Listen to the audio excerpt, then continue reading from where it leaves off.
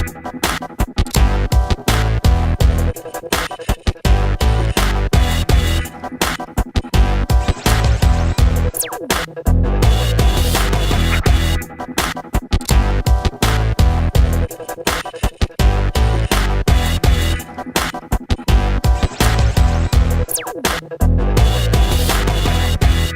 tarde. Como eu sou professor, não estranhe se de vez em quando eu perguntar, ok? Entenderam? Já é meio costume de sala de aula. Como já foi apresentada a palestra, é Embalando Segredos com Python. E primeira coisa, para que a gente precisa de criptografia, né? Quem tem segredo aqui? Alguma informação? Ninguém tem segredo. Eu tenho segredos. Começando pela senha do banco. Certo? Então, quanto é que vale um segredo? Pode valer todas as suas economias para uma pessoa, mas para um governo pode valer muito mais que isso. Então, a gente tem que proteger esses segredos. E não é coisa de hoje. De muito tempo atrás, foi necessário proteger segredos. Então, como é que era antigamente? No início, existiam duas técnicas simples. A transposição, onde você pega uma mensagem e dessa mensagem você vai alterar a posição das letras, dos caracteres nessa mensagem. Uma técnica conhecida é essa, que é o bastão de Licurgo, onde você pega uma tira de couro, enrola no bastão e você consegue escrever a mensagem normalmente. Cada letra numa peça da tira. Quando você desenrolar isso, ela vai estar toda embaralhada. E você só vai conseguir acertar a mesma mensagem se você usar um bastão que seja do mesmo diâmetro. Então, como é que os caras faziam isso?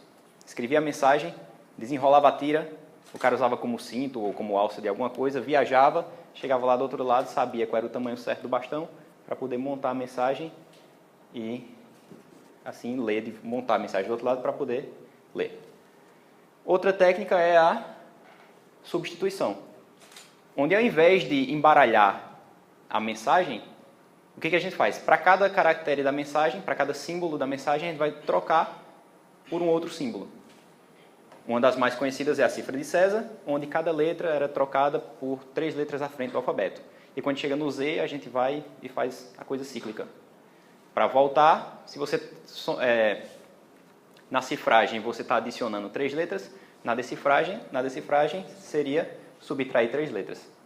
Hoje em dia isso só é utilizado como o Hot 13, que é mais conhecido para você evitar estar soltando spoiler de alguma coisa. Então é bem comum em fórum você vê o pessoal utilizando o Hot 13, ou seja, 13 letras para frente, que como são 26 letras no alfabeto, tanto faz você fazer 13 letras para frente ou para trás, é uma operação só. Você só precisa escrever uma função, tanto para cifrar como para decifrar.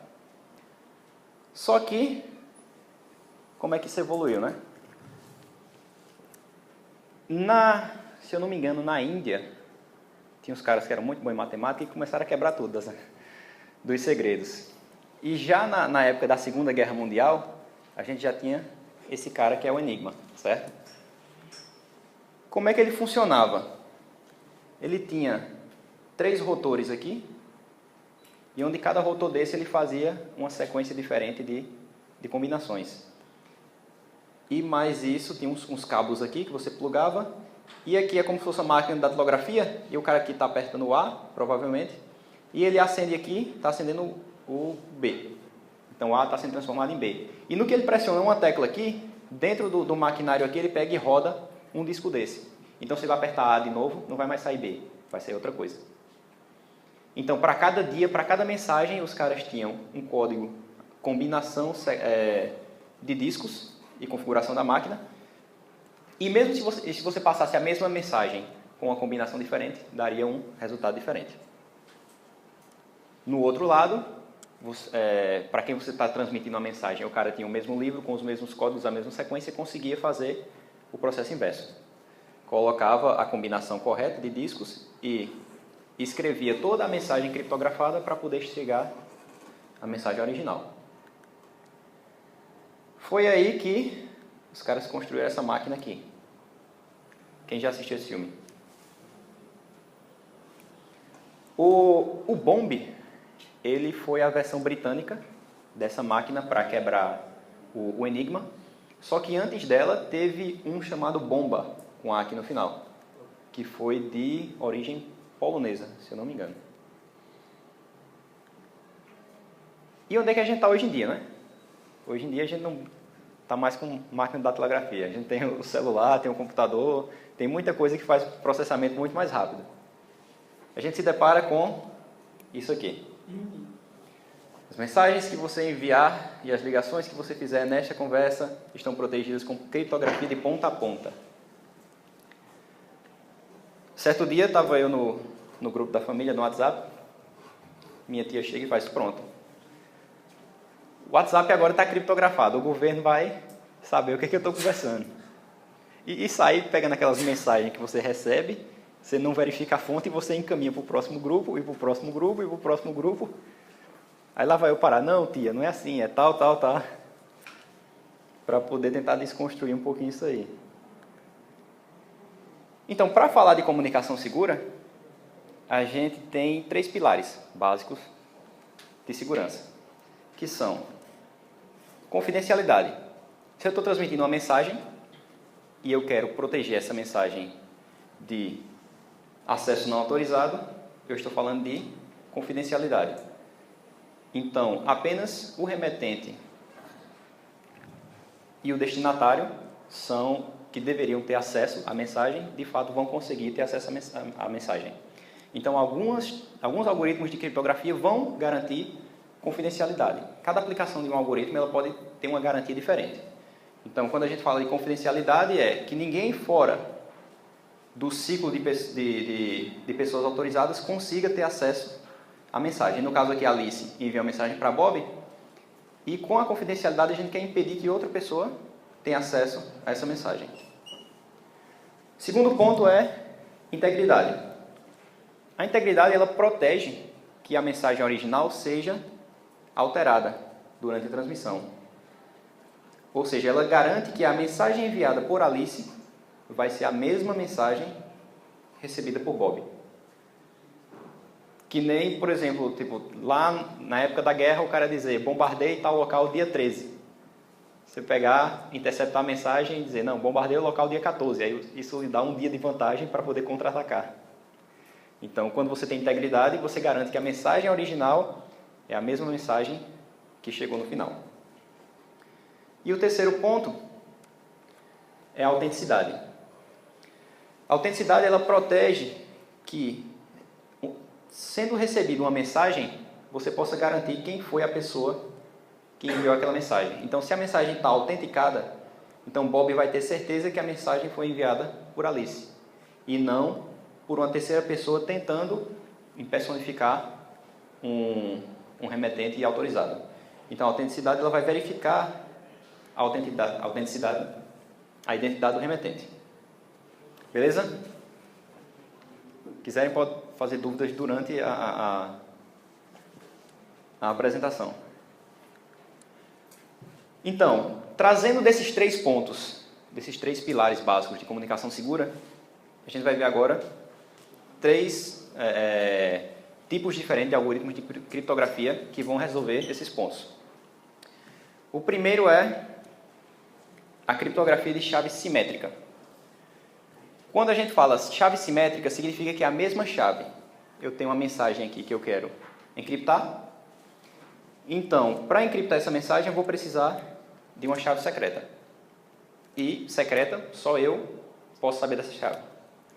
Essa parte daqui eu quero proteger. Essa parte aqui é uma informação que eu uso para proteger a mensagem que é o meu segredo. E isso vai resultar num criptograma. O criptograma, você pode transmitir ele na rede sem problemas. Essa parte aqui pode trafegar publicamente. Essa parte aqui é o seu segredo para quebrar isso aqui. Isso aqui é a mensagem que você quer proteger. Então, do outro lado, quem recebe o criptograma, para poder ter acesso à mensagem original, ele vai utilizar aqui o criptograma e vai utilizar a mesma chave. Então, fazendo essa função aqui, com essas duas entradas, você consegue chegar na mensagem original. E esse criptograma, ele pode ser enviado num espaço público. Nesse caso aí, a chave é única ou sempre vai ter uma chave diferente para cada mensagem, por exemplo? Pronto, isso já cai na parte de aplicação. Tipo, o ponto aqui é a mesma chave que cifra, decifra. Então, se você pode reutilizar a mesma chave. Mas o que acontece? Quanto mais criptogramas você tem com a mesma chave, mais informação você está dando para um atacante, que ele vai juntando vários criptogramas. E se você está repetindo a mesma chave, você deixa suscetível a quebrar. Uma das boas práticas de uso de criptografia simétrica é que você troque a chave a cada transação, se possível, que é o melhor caso, o mais seguro possível. Se você puder trocar uma vez por dia, agora não deixar a mesma chave sempre. Pronto, aí agora eu vou ter modos de cifragem. Dada a criptografia simétrica, a gente tem duas aplicações dela, duas formas de trabalhar. Tem a forma de fluxo e a forma em bloco. Na forma de fluxo, o algoritmo de criptografia ele vai produzir um fluxo de bytes, onde você pode pegar um fluxo de bytes igual ao tamanho da sua mensagem e fazer um show da operação do fluxo de byte você pode tratando byte a byte. O de bloco não. O de bloco ele vai quebrar a mensagem original em vários pedaços e cada pedaço desse ele vai cifrar e vai resultar num criptograma do mesmo tamanho. Então aqui a gente tem a forma mais simples, que é o ECB, Electronic Codebook, onde eu pego a minha mensagem aqui, quebro em vários pedaços do tamanho do bloco e utilizo a minha chave em cada operação aqui. O que vai acontecer é que eu vou ter vários criptogramas e quando eu concatenar vai dar o meu criptograma completo. Beleza. Só que essa forma de fazer não é legal para criptografar imagens, por exemplo.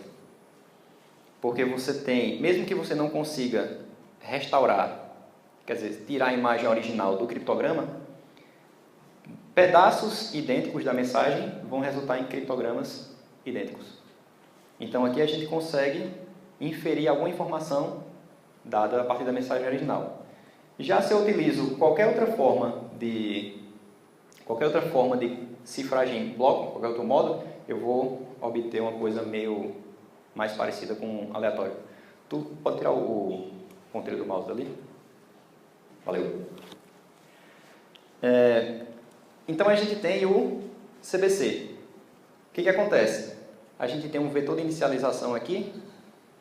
A gente pega esse vetor de inicialização e faz uma operação SHO com texto que eu quero cifrar. E, dada essa cifragem aqui, o resultado dela, eu pego esse bloco aqui e utilizo como vetor de inicialização da próxima operação. Então, mesmo que eu tenha duas porções de pixels brancos, o criptograma desses dois pedaços vai dar diferente por causa desse vetor de inicialização, que vai ser um aqui, mas esse criptograma vai ser diferente desse vetor de inicialização. Então, essa operação aqui vai receber, mesmo esses dois caras aqui sendo iguais, essa outra parte aqui da operação é diferente. Então, vai resultar em criptogramas diferentes. Essa é a forma mais comum utilizada depois do SCB sendo considerado não seguro. Aqui você consegue, a parte de decifragem disso aqui você consegue fazer paralelizado, mas como cada bloco aqui depende do resultado do bloco anterior, não tem como você fazer isso de forma paralela. Outros modos de cifragem tem o modo do contador. Ao invés de cifrar a mensagem em si, você cria um contador aqui, uma parte aleatória e uma parte aqui que você vai só incrementando. Você cria vários blocos do tamanho da mensagem e cifra cada bloco. Isso aqui, como cada operação é independente, você pode fazer paralelizado. E aqui no final você faz uma operação SHO com texto. No modo contador, você pode utilizar uma cifragem em bloco como se fosse uma cifragem de fluxo. Então aqui eu tenho um exemplo, utilizando a biblioteca. Eu importo aqui dos algoritmos de criptografia, vou importar o AES e o modo CBC. Então, eu consigo criar aqui o meu objeto cifrador, passando aqui uma chave, o modo que eu quero que ele trabalhe e o vetor de inicialização. Criado meu objeto, eu consigo fazer o meu criptograma cipher.encrypt now is the time e ele vai me dar o criptograma. O tamanho dessa mensagem aqui, tem um espaço aqui no final, porque eu tenho que completar o tamanho do bloco. A minha mensagem ela tem que ser ou o tamanho do bloco, ou 2 vezes o tamanho do bloco, tem que ser múltiplo do tamanho do bloco. O algoritmo de criptografia, ele não se responsabiliza por completar o tamanho. Se o tamanho tiver a mais ou a menos, vai dar alguma exceção aqui na operação. E o caminho contrário é que eu utilizando o meu criptograma, eu consigo retornar a mensagem original. E esse cara aqui, esse cifrador aqui, ele tem a mesma chave. Ele tem uma chave só, ou seja, ele consegue cifrar e decifrar a mesma mensagem. Já a criptografia de chave assimétrica, ela não trabalha com uma chave só. Porque qual o problema de você ter uma chave só? Se eu quero envolver 5 pessoas num canal seguro, eu tenho que distribuir essa chave simétrica para as 5 pessoas. Isso pode garantir para a gente confidencialidade, mas a gente não consegue autenticidade. Porque uma das 5 pessoas vai ser capaz de criar a mensagem. Então a gente não tem como identificar qual dessas pessoas criou a mensagem.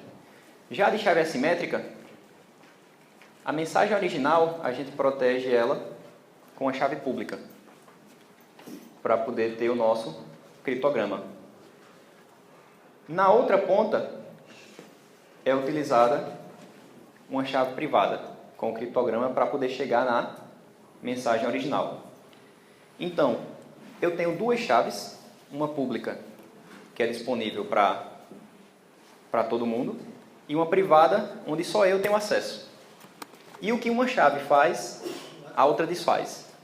Se a gente pega e cifra uma mensagem com a chave pública, a única pessoa capaz de fazer a operação inversa é o dono da chave privada.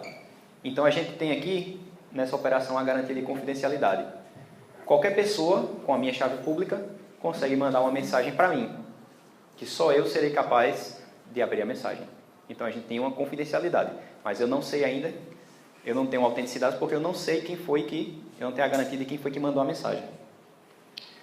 Quando eu troco a posição das chaves aqui, eu tenho uma operação de assinatura. Então eu uso a mensagem que eu quero assinar e a minha chave privada, que vai me dar uma assinatura. E essa assinatura ela pode ser verificada usando a minha chave pública, que vai retornar a mensagem original. Então, se eu quero produzir uma mensagem e dizer, essa mensagem fui eu, Moisés, quem forjou um documento, por exemplo. Criei um documento, assinei de punho, escaneei, quero colocar digital. Então eu faço a assinatura digital como? Criptografando com a minha chave privada. Mais para frente eu vou explicar que a gente não vai criptografar o documento completo. Mas essa parte de usar a minha chave privada faz com que todas as pessoas que têm posse da minha chave pública sejam capazes de verificar que aquela assinatura só seria capaz de ser produzida por mim, que tem a chave privada. Uma das diferenças da criptografia simétrica para assimétrica é em relação à performance. A criptografia simétrica ela é bem rápida, enquanto que a criptografia assimétrica ela é mais custosa de trabalhar. Lá no exemplo de criptografia simétrica, a gente viu que a chave era bem pequenininha, tipo 16 bytes. Isso aqui é uma chave todinha, deixa eu ver se eu consigo descer aqui. Ó, aquilo tudo foi a chave privada, aí aqui eu tenho a chave pública. Eu criei aqui um objeto da privada, criei aqui um objeto da pública. O meu texto plano, se eu encriptar com a minha chave pública, eu vou conseguir aqui esse criptograma, que ele é bem extenso, do tamanho mais ou menos lá da minha chave. E aqui, com a privada, eu consigo decifrar o texto. Então, aqui eu tenho confidencialidade. Qualquer pessoa, utilizando a minha chave pública, pode cifrar uma mensagem que só eu, com a privada, vou ser capaz de decifrar. Já aqui embaixo, eu tenho a minha assinatura. Com a chave privada, eu vou assinar esse texto. Então, ele gera esse outro criptograma.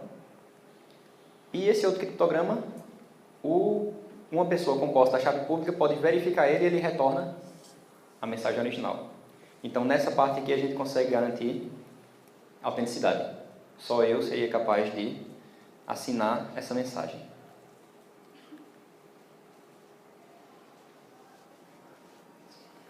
Uma das limitações de criptografia assimétrica é que a gente só pode trabalhar com mensagem até o tamanho da chave. Então, a gente utiliza de funções de hash para garantir integridade. A função de hash, ela pega uma mensagem independente do seu tamanho e ela vai produzir um resumo de tamanho fixo. Qualquer alteração mínima na mensagem impacta o resultado do hash. Um exemplo mais básico de função de hash que eu consigo lembrar é de quando eu estava no primário que a professora ensinava 9 fora. Só que 9 fora não é... O resto da divisão por 9 não é seguro o suficiente para a gente fazer isso. Porque se você somar mais 9 unidades, você acaba encontrando uma colisão. Ou seja, duas mensagens diferentes, dois números diferentes, que dão o mesmo resumo. Então, a gente tem propriedades para garantir o que é um bom hash. Primeiro, tem que ser fácil de calcular, tem que ser rápido. Segurança, ela sempre é um trade-off. Quanto mais seguro você quiser deixar o seu sistema, mais recurso você vai gastar para isso. Então, geralmente a gente quer uma coisa que seja fácil de calcular aqui no hash para não pesar muito. Inviável de forjar uma mensagem com um determinado resumo. Ou seja, dado um hash qualquer, eu ser capaz de encontrar uma mensagem que dê naquele hash. Terceiro aqui, inviável de modificar a mensagem sem modificar o resumo. Ou seja, eu quero alterar alguma coisa num documento que foi disponibilizado publicamente. Eu poderia alterar algumas palavras do documento e no final colocar mais um monte de lixo de bytes até conseguir bater no mesmo hash. Se eu consigo fazer isso, o algoritmo de hash não é considerado mais seguro. Inviável de encontrar duas mensagens com o mesmo hash, que meio que são similares, esses dois casos aqui, ou seja, encontrar duas coisas que vai dar uma colisão. Hoje em dia a gente tem o SHA-1, que já é considerado não tão seguro. De agora em diante, todas as conexões SSL, já por recomendação, já são de SHA-2 para cima. SHA-3 já está começando a ser implantado. Então, aqui você tem 256 bits. Aqui você já tem um hash de 512 bits. O tempo desse aqui é mais difícil de calcular do que esse aqui. E esse aqui é o mais rápido de todos, pelo tamanho do resumo. E também, quanto maior, mais difícil é você achar uma colisão. Então aqui, from wolfcrypt.hashes, eu importo uma biblioteca de hash, um módulo de hash, aqui o SHA-256, criei meu objeto e eu chamo essas funções chamadas update. Então eu vou atualizando o meu hash com toda a informação que eu quero. Eu posso pegar um arquivo todo. Eu posso ler o arquivo num buffer e passar o buffer todo de uma vez só. Ou eu posso estar recebendo alguma coisa da rede e ir pedacinho por pedacinho calculando esse hash. No final, quando eu fizer o digest, ele vai me retornar o hash de toda aquela informação. Tem também a função xdigest que retorna esse mesmo hash aqui só em formato hexadecimal. Que aí vai depender da sua necessidade. As funções de HMAC elas são um hash autenticado. Ou seja, além de você alimentar o hash com a mensagem, você também utiliza uma chave secreta. Então aqui a gente vai ter um resumo que ele depende tanto da mensagem, mas só as pessoas que têm a chave secreta seriam capazes de construir esse hash a partir dessa mensagem. Nesse caso a gente vai alimentar aqui, na criação do meu objeto, eu vou alimentar ele com uma chave secreta. O resto da operação é idêntica. Então aqui eu tenho o update, duas chamadas do update, o digest e o hexdigest trazendo o meu resumo em formato hexadecimal. Isso aí aqui se chama de salt? Não. De quê? Salt? De salt, não. O salt é mais o seguinte, tipo, eu estou lá na função de hash, aqui na aplicação original. O primeiro update que eu chamar aqui vai ser o meu salt. Então, vou armazenar lá no banco de dados o meu salt que eu usei e o hash final. Aí, quando o usuário colocar a senha dele, tipo, vai chegar a senha para mim. Aí eu crio o objeto do hash, passo primeiro o salt, aí depois eu passo a senha do cara. Porque aí, se eu tenho dois usuários com a mesma senha, o hash vai ser diferente, porque o salt inicial foi diferente. Se você... nesse caso, você consegue proteger dois usuários de senhas idênticas se você utiliza um salt aleatório para cada usuário.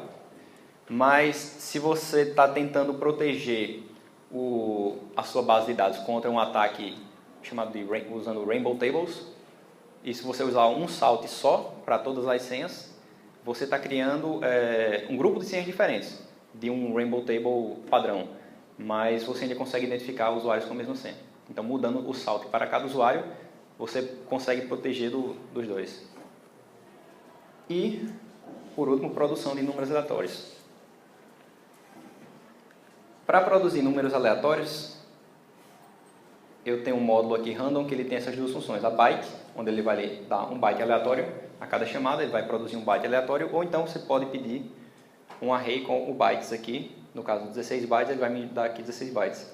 Se eu quero um vetor de inicialização lá para o meu algoritmo de criptografia simétrica, eu posso usar esse módulo aqui para produzir um vetor de inicialização. O vetor de inicialização ele também pode ser enviado aberto na transmissão.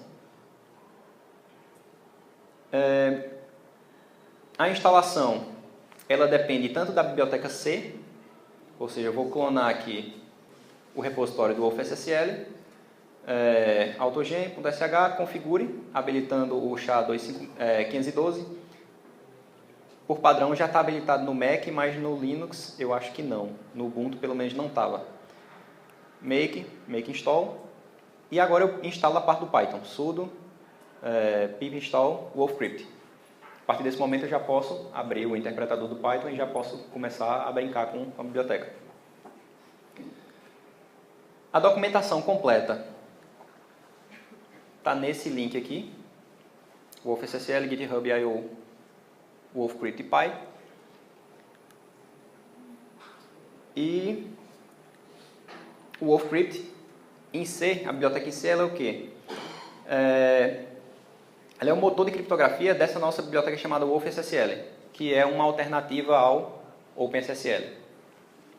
Eu conheci a wolfSSL há uns 7, 8 anos atrás, quando eu trabalhava na Fibus ainda. A gente precisava de uma implementação SSL que fosse pequeno o suficiente para caber numa maquininha POS, uma máquina de cartão de crédito. E no caso, o OpenSSL era grande demais, não cabia, não dava para compilar a aplicação e carregar na máquina porque ficava grande demais. Então eu achei esses caras aqui, fiz a integração dele com o código da aplicação e rodou beleza. Só que estava lento demais. Aí eu consegui fazer umas alterações na biblioteca matemática que melhorou a performance, fiz a contribuição de volta para os caras e uns 5 anos depois os caras chegaram para me perguntar: não, a gente está contratando, você não quer trabalhar com a gente não? Então foi através de contribuição open source que eu acabei trabalhando com o pessoal lá. A wolfSSL é escrita em C com foco em leveza e portabilidade, ou seja, o principal mercado da biblioteca é o mercado de IoT. e de embarcados. Reconhecida pelo seu pequeno tamanho, velocidade e funcionalidade. Velocidade porque a gente sempre tenta se utilizar de criptografia implementada diretamente no hardware. Então, dependendo da arquitetura, se ela tiver suporte da plataforma, se ela tiver suporte a alguma forma de aceleração, a gente vai estar utilizando essa forma de aceleração, para não fazer tudo só via software, que acaba sendo mais lento.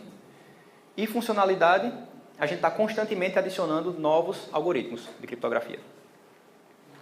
Amplamente utilizado no mercado embarcado, também disponível agora para desktop e cloud, que a gente também já está trabalhando com Intel SGX e com placas de criptografia assíncrona, que é diferente de criptografia assimétrica. Criptografia assíncrona está mais para a mesma operação de socket não blocante, onde você chama uma operação, mas você não deixa o processador preso ali naquela operação. Você chama a operação de criptografia, essa operação de criptografia ela é repassada para uma placa de criptografia e o controle volta para o processador para ele poder trabalhar em outros processos, não bloqueando o processamento.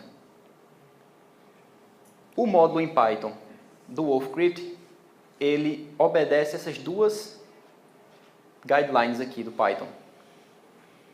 Uma de API para funções de hash e a outra de algoritmos em cifragem em bloco. Ou seja, antes de fazer o bind do C para o Python, eu fui atrás dos documentos, não achei um documento para criptografia assimétrica, achei só esses dois. Então, todas as guidelines que estão presentes aqui, nesses documentos, foram aplicadas à biblioteca, para que você possa facilmente, se você já utiliza uma biblioteca de criptografia que segue essas guidelines, você só troca o import lá em cima, você vai acabar caindo nos mesmos métodos, tendo os mesmos resultados, sendo mais fácil de você experimentar uma biblioteca ou outra para ver qual é que se adequa melhor à sua necessidade. A WolfSSL foi fundada em 2004, a gente tinha uma implementação chamada IA-SSL, que era feita em C++. Logo, a biblioteca foi reescrita em C puro, em 2006, como C IA-SSL, que foi essa aqui que eu usei na época na Fibus, para colocar na máquina de cartão de crédito. Hoje em dia a gente tem 26 pessoas na equipe, onde 18 são engenheiros de segurança. Estamos espalhados Estados Unidos, Japão, Brasil, Austrália e já contratando mais gente na Europa.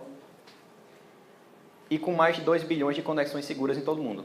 Ou seja, a criptografia do MySQL é nossa, a criptografia do Skype é nossa. A gente tem clientes como Apple, Microsoft e por aí vai.